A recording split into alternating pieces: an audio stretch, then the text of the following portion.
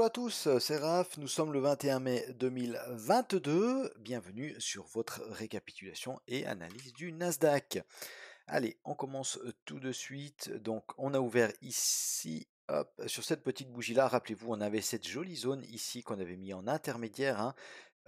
Pourquoi? Eh bien, parce que c'est la zone qui nous a permis de casser les précédents bas avec des belles bougies impulsives. Donc, ça nous fait une belle zone de supply, un bloc de contrat, comme vous voulez. Toujours est-il que c'est une zone de résistance.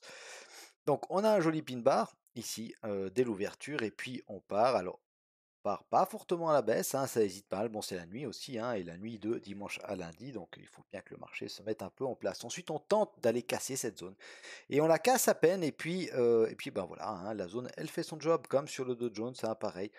C'était quasiment la même zone, hein.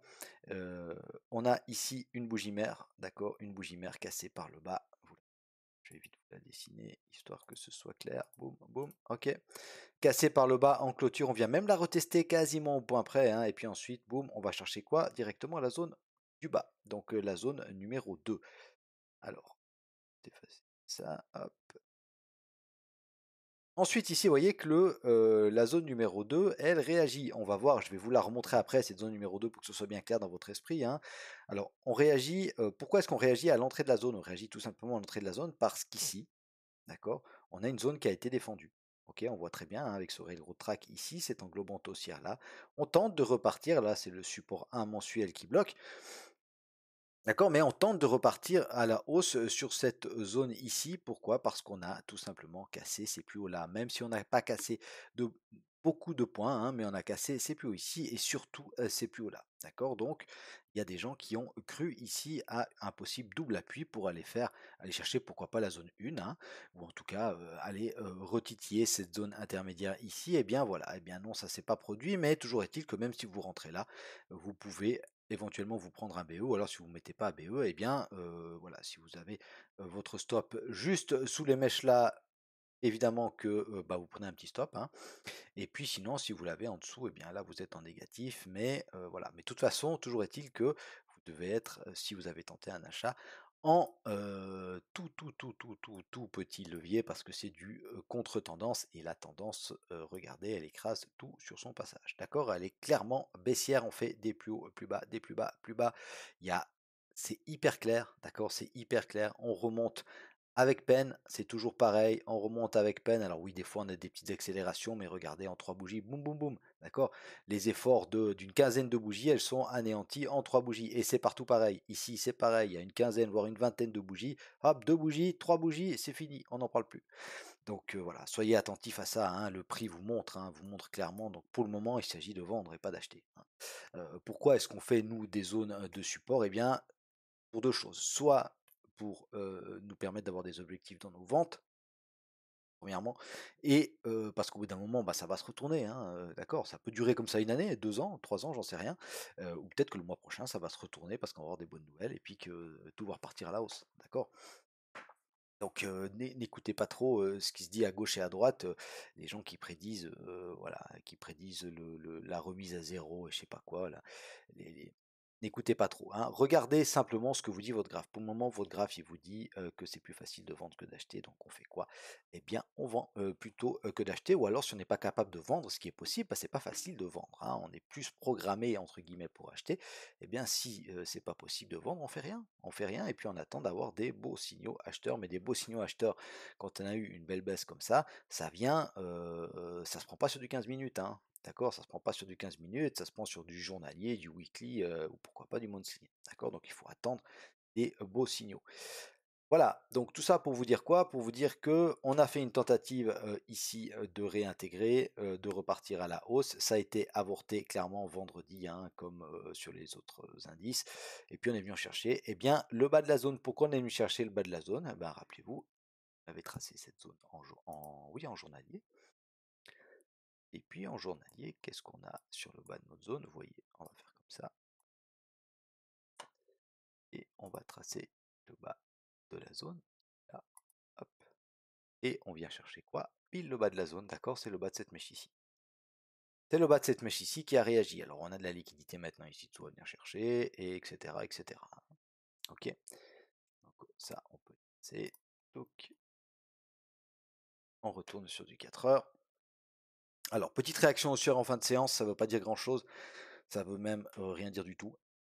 Ça peut être simplement la prise de bénéfice de la journée parce qu'il y a eu quand même une belle baisse, hein. Ok. Si on va regarder ce qui s'est passé ici en 15 minutes, on va essayer de faire rapidement. Hop, c'était touk touk touk touk, c'était où? C'était là. Tac, 15h30. D'accord, donc vous voyez que l'OPR ici, ah, c'est pas facile à prendre ce genre de trade, on est d'accord, mais l'OPR ici fait une bougie mère. Hop, d'accord, on a la bougie vie à l'intérieur. Et puis on a quoi? Cassure par le bas. Retest de l'OPR. D'accord, une nouvelle bougie mère. Donc de l'OPR et de la bougie mère, hein. Donc cassure retest. Alors c'est vrai que le retest, c'est pas un pin bar, un truc, voilà. Mais ce qu'on peut faire là, c'est se dire, ah bah tiens, il y a une nouvelle bougie mère, donc on attend la cassure. Là par contre, il faut prendre en agressif. Ok, il faut prendre en agressif parce que souvent il n'y a pas de retest, hein.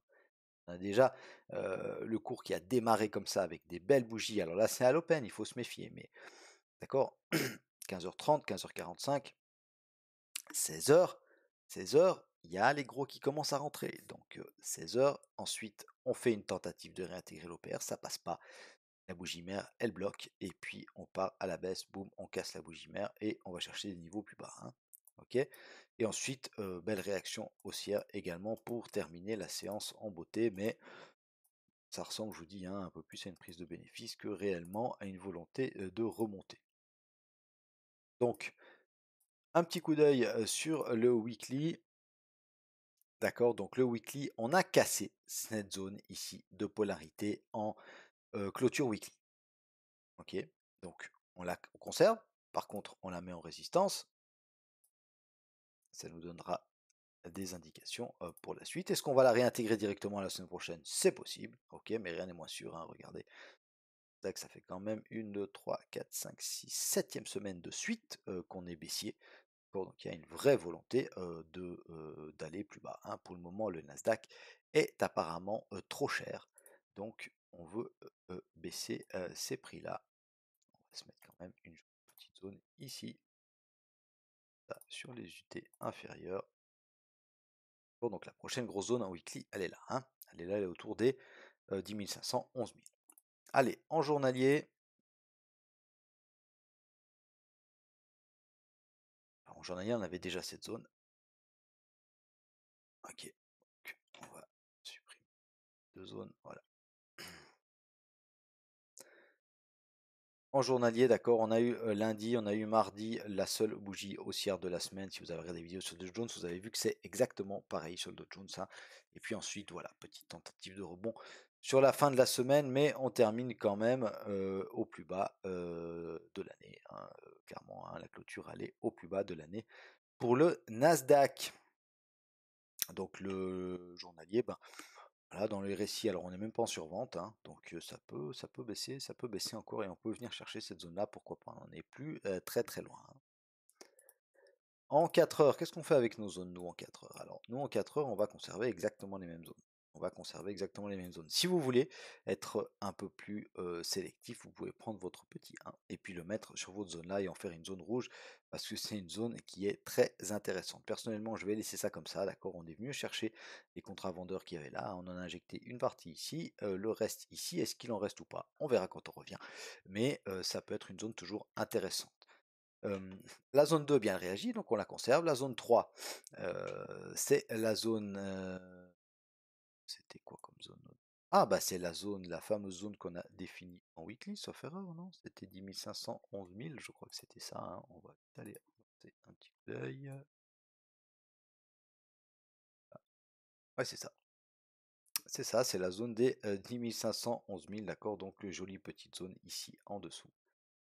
Ça, on la conserve parce que cette zone-là, on l'avait déjà trouvée. Enfin, euh, on l'avait déjà signifié la semaine dernière, mais si on arrive sur cette zone ici, ça peut être intéressant. Attention de la zone 2 et la zone 3, hein, le petit support 2 mensuel, même si ils nous servent oui, ils nous servent d'appui de temps en temps, hein, mais ça fait rarement des gros retournements de tendance. Il faut toujours une zone qui soutienne, hein, les points pivots, d'accord? Parce que les points pivots, on peut pas les trader seuls, hein, c'est pas comme ça qu'on trade, d'accord? Il faut absolument les trader avec des zones, parce que sinon c'est totalement aléatoire, quoi. Enfin bref, ça c'est mon avis. Donc la zone 1, la zone 2, la zone 3, on les conserve. La zone intermédiaire, elle est toujours intéressante à mon sens. Attention, si on revient ici sur le S1M, donc sur cette zone ici qui nous a permis de casser les plus bas, hein, ça peut réagir à la baisse pour aller, pourquoi pas, faire des plus bas. Et puis si on recasse tout à la hausse, hein, bah, il faut aussi en parler parce que c'est possible et ça arrivera bien un jour. Donc si ça arrive la semaine prochaine, si on recasse à la hausse, on attendra pourquoi pas de venir s'appuyer sur cette zone-là, ça sera intéressant, hein. Casser ses plus hauts, venir se réappuyer là avec un joli signal, regardez qu'il y a un peu de volume quand même, et puis repartir pour aller chercher la zone 1 dans un premier temps. Attention aux 13 000 là qui risque de bloquer. D'accord. Donc si on casse et reteste les 12 500, attention aux 13 000. Je vous remercie tous et toutes de m'avoir suivi jusqu'au bout. Je vous dis, je vous souhaite un excellent week-end et je vous dis à la semaine prochaine. Salut, bye bye.